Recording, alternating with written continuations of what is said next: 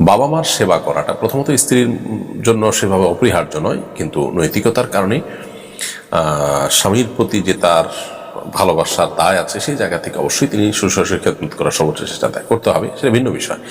কিন্তু 45 পার হয় নাই এরকম বয়সের শ্বশুর শাশুড়িরাও আজকাল অনেক সময় দেখা যায় যে বৌমাদের কাছ থেকে খেদমতের জন্য বসে থাকেন এবং ছেলেরাও সেটা প্রত্যাশা করেন। এটা একেবারে অনুচিত কাজ। এই কালচারটা আমাদের দূর হওয়া দরকার। তারা অপারগ হয়ে গেলে, তারা বয়সে সিনিয়র, সেই জায়গা থেকে অবশ্যই তাদের খেদমত করার চেষ্টা করতে হবে, সেটা স্ত্রী করা উচিত। বাট এরকম অনেকটা জোয়ান অথবা শক্ত সবল শ্বশুর শাশুড়িকে শুধু খেদমতের জন্য স্ত্রীকে দূরে ফেলে রাখা, এটা শরীয়তের তাকাদা বা শরীয়তের চাহিদা নয়। আরিফ হোসেন আপনি লিখেছেন, বর্তমানে এআই ব্যবহার করে অনেকে প্রাণীর ছবি তৈরি করছে, এটা কি জায়েজ?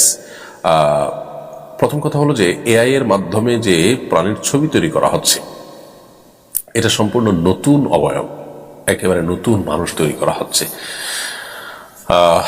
এআই যেহেতু এটা নতুন মানুষ তৈরি করছে, সেজন্য এটা আসলে জায়েজ হওয়ার কোনো কারণ থাকতে পারে না। কারণ আপনার এটা হলো একটা নতুন প্রাণীর ছবি আঁকা, জাস্ট একটা মানে আলাদা একটা নতুন ছবি তৈরি করা, ব্যাপারটা সেরকম।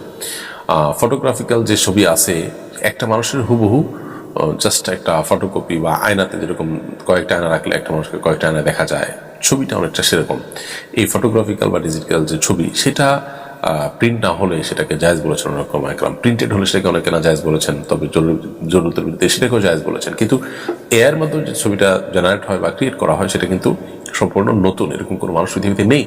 তো এরকম কোনো সৃষ্টি, এরকম কোনো প্রাণীর ছবি যদি কেউ অঙ্কন করে, নবী সাল্লাল্লাহু আলাইহি ওয়াসাল্লাম বলেছেন কেমন দিন তাকে ফুৎকার দিয়ে, রূহ ফুৎকার দিয়ে ওই প্রাণীকে জীবিত করার জন্য আল্লাহ তাআলার পক্ষ থেকে নির্দেশ দেওয়া হবে। সেটা তো সে করতে পারবে, তখন তাকে জাহান্নামে নিক্ষেপ করা হবে। এই সমস্ত কারণে এর মাধ্যমে এই কাজটি করা যায় না। তবে এর মাধ্যমে অন্যান্য যে সমস্ত কাজ করার সুযোগ আছে, যেগুলো শরীরের দৃষ্টিকোণ থেকে নাজায়েজ নয়, সেরকম কিছু করা যেতে পারে।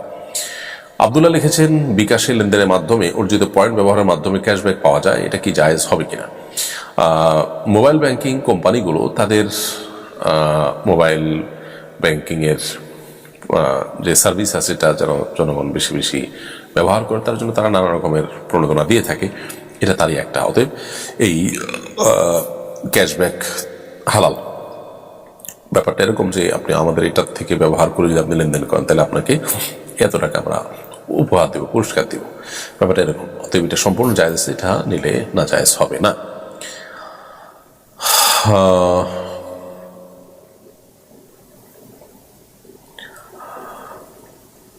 সাদমান আলী আপনি লিখেছেন, নামাজ এবং নামাজের বাইরে মাঝে মাঝে মনে হয় পায়ুপথ দিয়ে কিছু বের হচ্ছে, কিন্তু কোনো চাপ সৃষ্টি হয় না, এটি কি পুনরায় উজু করতে হবে? ভাই সাদমান আলী, নামাজ এবং নামাজের বাইরে আপনার বায়ু নির্গত হয়েছে এরকম জাস্ট জল্পনা হচ্ছে, কল্পনা হচ্ছে, কিন্তু আপনি বায়ু নির্গত যেটা নিশ্চিত নন, এরকম যদি হয় তাহলে ওযু ভঙ্গ হবে না। কারণ হলো নবী সাল্লাল্লাহু আলাইহি ওয়াসাল্লাম স্পষ্টভাবে আমাদেরকে জাতীয় ওয়াসওয়াসা বা মনের কুমন্ত্রণা, এটাকে এড়িয়ে যাওয়ার জন্য নির্দেশনা দিয়েছে। আর ইসলামের ফিকহের একটা প্রসিদ্ধ প্রিন্সিপাল বা মূলনীতি আছে, সেটা হলো যে আল ইয়াকিন লা ইয়াজুলু বিশাক, নিশ্চিত বিষয় এটা সন্দেহের কারণে দূর হবে না। আমরা যখন ওযু করেছি, পবিত্র আছে, এটা নিশ্চিত, তাহলে শুধুমাত্র ওয়াসওয়াসার ভিত্তিতে, শুধুমাত্র সংশয়ের ভিত্তিতে ওযু চলে গেছে, এটা সাব্যস্ত হবে না। ওযু করেছে এটা নিশ্চিত, অতএব এটা দূর হতে হলে ওযু গিয়েছে সেটাও নিশ্চিত হইতে হবে। জাস্ট মনে হচ্ছে কিন্তু তার কোনো প্রমাণ নেই, প্রুফ নেই, অথবা সেটা নিশ্চিত নই, দৃঢ়ভাবে বিশ্বাস হয় না যে বায়ু নির্গত হয়েছে, তাহলে এরকম অবস্থায় ওযু ভঙ্গ হবে না। এরপরে হানিয়াম মারিয়া আপনি লিখেছেন, আমার হাজবেন্ড বাচ্চা নিতে চায় না, একটা হওয়ার পর আবার কনসিভ করলে ওষুধ খেয়ে ভ্রূণ নষ্ট করে ফেলে, সে জানিয়ে দিয়েছে আর নিবে না, এতে আমার শাশুড়ি উস্কানি দেন, বাচ্চা না নিয়ে সংসারে খরচ কমিয়ে তার ভাই বোন ও বাবা মাকে দেখতে বলেন, বাচ্চা নিলে তালাক দিবে বলে হুমকি দিয়েছে, এমন অবস্থা আমি কি করব? বোন, আপনার স্বামী যদি আপনাকে বাচ্চা নিতে না দেন এবং তিনি তালাক দেওয়ার মতো হুমকি দেন, তাহলে সেক্ষেত্রে আপনি তার আনুগত্য করলে আপনার গুনাহ হবে না। তবে আপনার স্বামী যেটা করছেন সেটা অবশ্যই নাজায়েজ, গুনাহ এবং হারাম কাজ করছেন। বিশেষ করে কনসেপ্ট করার পর আপনার ওষুধ খেয়ে ভ্রূণ নষ্ট করে ফেলে, এটা রীতিমতো শিশু হত্যা বা ভ্রূণ হত্যা। বিদেশিটা গুনাহের কথা, সেই গুনাহের জন্য অবশ্যই আল্লাহ তাআলার কাছে দায়ী হতে হবে। আল্লাহ তাআলা মাফ করুন। এর জন্য ইস্তেগফার করতে হবে, তওবা করতে হবে, না হলে এ ধরনের গুনাহ মানুষের জাহান্নামে যাওয়ার জন্য আল্লাহ মাফ করুন যথেষ্ট হতে পারে। এরপরে মুসলিহউদ্দিন সোহেল আপনি লিখেছেন 30 থেকে 40 বছর আগে দুধ মাতা বা মাতৃত্বকালীন সময়ে এবং অসুস্থতার কারণে রমজান মাসের রোজা পালন করতে পারেননি, এখন কি সে রোজাগুলো করতে হবে? অবশ্যই করতে হবে। জীবনে যে সমস্ত রোজা রাখা হয়নি কোনো অসুস্থতার কারণে, অপারগতার কারণে, সেগুলো এখন আল্লাহ তাআলা যখন সুস্থ স্বাভাবিক করেছেন তখন অবশ্যই আপনাকে রাখতে হবে। এরপরে মাজহুল শাখস এআইডি থেকে আপনি লিখেছেন, আমি অনার্স 3য় বর্ষে পড়ি, সাথে 10-12 হাজার টাকার চাকরিও করছি, নিজস্ব বাড়ি আছে, বাবা নেই, আমার উপরে কি বিয়ে ফরজ হয়েছে? আপনার উপরে বিয়ে তখনই আবশ্যক হবে যখন আপনি বিয়ে না করলে গুনাহে লিপ্ত হওয়ার সমূহ আশঙ্কা আছে। বিবাহ করার মতো সামর্থ্য আপনার আছে, 10-12 হাজার টাকা দিয়ে একেবারে ডাল ভাত জোগাড় করে কোনো রকম একটা বিয়ে আপনি করতে পারেন, কিন্তু আপনার বিয়ে না করলে চরিত্র নষ্ট হওয়ার আশঙ্কা জোরালো, তাহলে সেক্ষেত্রে আপনার জন্য বিয়ে আবশ্যক। কিন্তু সেরকম যদি না হয় তাহলে এরকম স্বাভাবিক অবস্থাতে বিয়ে আপনার জন্য সুন্নত, আপনি না করলে গুনাহ হবে না, তবে করতে পারলে ভালো। সাইফুল ইসলাম লিখেছেন, যৌতুক গ্রহণের শাস্তি কি হতে পারে? দ্বিতীয় আরেকটা প্রশ্ন করেছেন, যদি আমি পরিবারের চাপে যৌতুক নিয়ে ফেলি তাহলে কি পরে শ্বশুরকে সে টাকা ফেরত দিতে পারবো? যৌতুক গ্রহণ করা হারাম, অন্যায়ভাবে কারোর সম্পদ ভক্ষণ করা। নবী করিম সাল্লাল্লাহু আলাইহি ওয়াসাল্লাম বলেছেন, ফাইমা তাখুযু মাল আখিক, তুমি কারোর কাছ থেকে কোনো টাকা পয়সা সম্পদ এটা নিলে কিসের বিনিময়ে নিলে, কিসের ভিত্তিতে নিলে, এটার জবাব তোমার পরিষ্কার হতে হবে। একজন মানুষ তার মেয়ে আপনার কাছে বিয়ে দিয়েছেন, এরপর আপনি তার কাছ থেকে আবার জিনিসপত্র নিলেন, টাকা পয়সা নিলেন, তাহলে এই নেওয়াটা কিসের ভিত্তিতে নিলেন?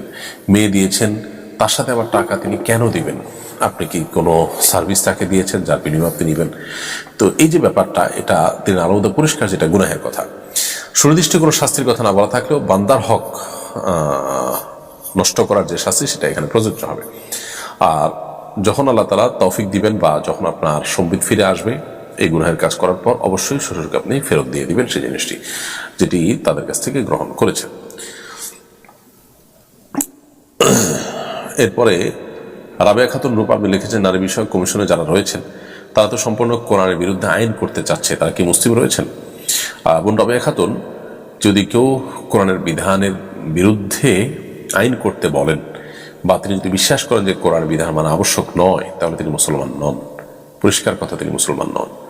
এবং যারা এই কমিশনের সদস্যরা আছেন তাদের অনেকের ব্যাপারে তাদের ইতিপূর্বের কর্মকাণ্ড, অ্যাক্টিভিটিস, তাদের মন মানসিকতা, তাদের বিভিন্ন সুপারিশনামা থেকে দেখে তিনি আলোমত পরিষ্কার যে তারা নিজেদেরকে আসলে মুসলমান পরিচয় দেন না বা দিতে চান না, এটা তিনি আলোমত পরিষ্কার। খুবই দুর্ভাগ্যজনক একটা বিষয় যে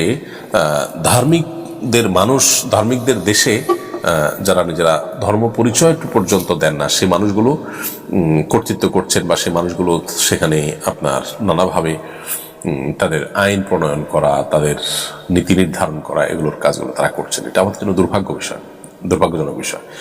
সুজানা ইসলাম লিখেছেন, জেনার গুনাহ থেকে কি মাপ পাওয়া সম্ভব? তওবা কিভাবে করা উচিত? সকল গুনাহ আল্লাহ তাআলা মাফ করবেন, জেনার গুনাহ থেকেও আমরা অবশ্যই আল্লাহ তাআলার কাছ থেকে ক্ষমা চাইতে পারি। এবং এটার জন্য তওবা করার উপায় হলো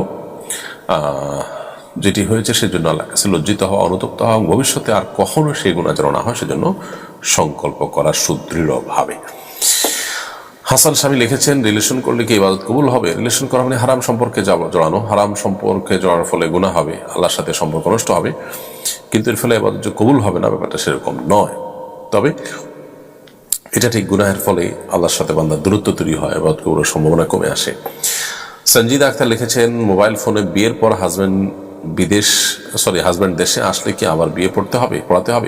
মোবাইল ফোনে বিয়ের যে শরঈ পদ্ধতি আছে সেই পদ্ধতিতে বিয়ে হলে নতুন করে আর বিয়ের দরকার নেই, কিন্তু মোবাইলে শুধুমাত্র প্রস্তাব সম্মতি দিল, কবুল বললো, এরকম ভাবে বিয়ে বিশুদ্ধ হয় না। বিয়ে বিশুদ্ধ হওয়ার জন্য কাউকে অভিভাবক বানিয়ে তার মাধ্যমে প্রস্তাব বা সম্মতি জানাতে হয়। যথাযথ নিয়ম আমরা জেনে নেওয়ার চেষ্টা করবো ইনশাআল্লাহ। সেভাবে যদি হয়ে থাকে তাহলে দেশে আসার পর আর বিয়ে পড়ানোর প্রয়োজন নেই। লিও জেমস এআইডি থেকে আপনি লিখেছেন, আমি রাগ হয়ে আম্মুর সাথে কথা বলি না, এজন্য কি কোনো পাপ হবে? 2 দিন বা 3 দিন পর্যন্ত রাগ করে থাকতে পারেন, অভিমান করে থাকতে পারেন, কিন্তু এর বেশি যদি হয় তাহলে সেক্ষেত্রে অবশ্যই গুনাহ হবে। আর বিশেষ করে মায়ের সঙ্গে হওয়ার কারণে তা আরো বেশি জঘন্য হবে। অতএব নিজের ব্যক্তিগত ইগো বা জেদ এগুলোকে পদদলিত করে আল্লাহর নির্দেশকে আমাদের সামনে রেখে অগ্রসর হতে হবে। আল্লাহ আমাদের সেই তৌফিক দান করুন। এরপর প্রশ্ন হলো, আমার পরিচিত একজন সমকামে আসক্ত, সে পুরুষ হওয়া সত্ত্বেও নিজেকে প্রকাশ্যে মহিলা বলে দাবি করে এবং এটাই সে বিশ্বাস করে। আল্লাহ সৃষ্টিকে অস্বীকার করার মাধ্যমে সে কি কাফের হয়ে গেছে? সন্দিগ্ধভাবে এটা গর্হিত বিষয়। ব্যক্তি বিশেষ কাফের হয়েছে কি হয় নাই তার এক্সাক্ট অবস্থাটা কি সেটা আসলে আরেকটু দেখে শুনে তার সম্পর্কে হয়তো মন্তব্য করতে হবে। তবে সন্দেহাতীতভাবে এটি হারাম এবং গর্হিত কথা এবং তিনি ভয়াবহ গুনাহে লিপ্ত, এবং এটা আল্লাহর বিধান নিষিদ্ধ থাকা জানার পরও তিনি যদি মনে করেন যে এটা মানা দরকার না, তাহলে তো তার ঈমান থাকার কোনো প্রশ্ন ওঠে না। এরকম ব্যক্তিকে কাউন্সিলিং করানো দরকার এবং তার মানসিক চিকিৎসার প্রয়োজন। এ ধরনের মানুষকে কাউন্সিলিং করলে, মানসিক চিকিৎসা করলে এবং বিভিন্ন চিকিৎসা করলে তাদের সুস্থ হওয়া পথ সুগম হতে পারে। মিরাজ আহমেদ আপনি লিখেছেন, নতুন বিয়ে করার পর দেরি করে সন্তান নেওয়ার কোনো সুযোগ আছে কিনা? নতুন বিয়ে করার পর যদি যৌক্তিক কোনো কারণে সন্তান দেরি করে নেন, সাময়িক সময়ের জন্য জন্মবিরতি করেন, সেটা জায়েজ আছে। কিন্তু সন্তান কি খাওয়াবো, সন্তান কি খাবে, তাকে কি খাওয়াবো, এখন উপার্জন নাই, এ সমস্ত চিন্তা থেকে করলে সেটা অবশ্যই না জায়েজ কাজ। ক্রেজি ভাই এআইডি থেকে আপনি লিখেছেন,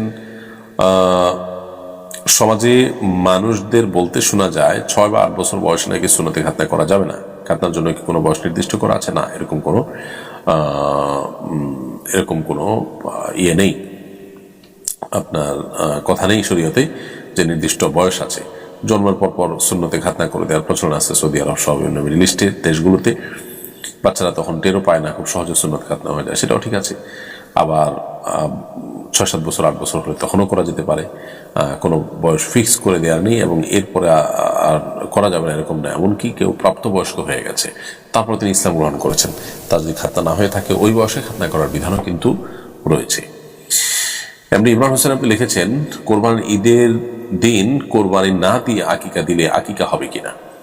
কোরবানির ঈদের দিন কোরবানি না দিয়ে আকিকা দেওয়া অবশ্যই না জায়েজ এবং গর্হিত কাজ। কারণ কোরবানির ঈদের দিন কোরবানি দেওয়াটাই হলো সবচেয়ে গুরুত্বপূর্ণ বিধান আল্লাহ তাআলার, এবং কোরবানির বিধানটাই হলো আবশ্যক। আকিকা তো সন্তান জন্মের 7ম দিনে করবেন, তার ওই দিন না হলে আগে পরে করলে হয়ে যাবে, কিন্তু কোরবানি তার আগে পরে করলে হবে না। এই জন্য কোরবানিকেই অগ্রাধিকার দিতে হবে। এস এম মাসুম বিল্লাহ লিখেছেন, পল্লী চিকিৎসক যারা হসপিটালে রোগী পাঠিয়ে কমিশন নিয়ে থাকে, এটা কি হালাল? এটা সম্পূর্ণ হারাম এবং নাজায়েজ কাজ। আপনি শুধুমাত্র কোথাও লোক পাঠালেন, কোথাও একটু বলে দিলেন, সুপারিশ করলেন, এটার বিনিময় গ্রহণ করলেন, এটা জায়েজ নয়। আপনি তো সেখানে পরিশ্রম করেন, তাকে নিয়ে যান, তার সেবা দেন, তাকে আপনি বিভিন্নভাবে হেল্প করেন, এরপরে সার্ভিস ফি নেন, সেটা ভিন্ন কথা হতে পারে। আর সাধারণত এই সমস্ত ক্ষেত্রে রোগী নিজেও জানে না যে তাকে আপনি বিক্রি করে দিয়েছেন বা তাকে কোথাও পাঠিয়ে আপনি কমিশন খেয়েছেন, এটা তার সাথে এক ধরনের প্রতারণাও।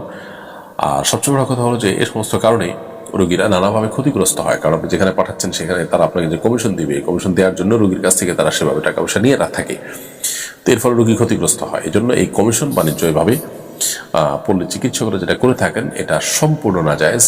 বিভিন্ন এলাকাতে বেশ জোরসোর অনেকে এই কাজে অভ্যস্ত এবং এই কাজটি করে থাকেন, এটাকে হালাল মনে করেন অনেকে। আপনি মানুষের সেবা দানের অংশ হিসাবে কেউ যদি আপনার কাছে পরামর্শ চায়, আপনি সঠিক পরামর্শ দিবেন, কোথায় তার যাওয়াটা তার জন্য উপযুক্ত, তার জন্য কল্যাণকর, সে পরামর্শ আপনি দিবেন। জাস্ট এখানে আপনার সুবিধা অনুযায়ী যেখানে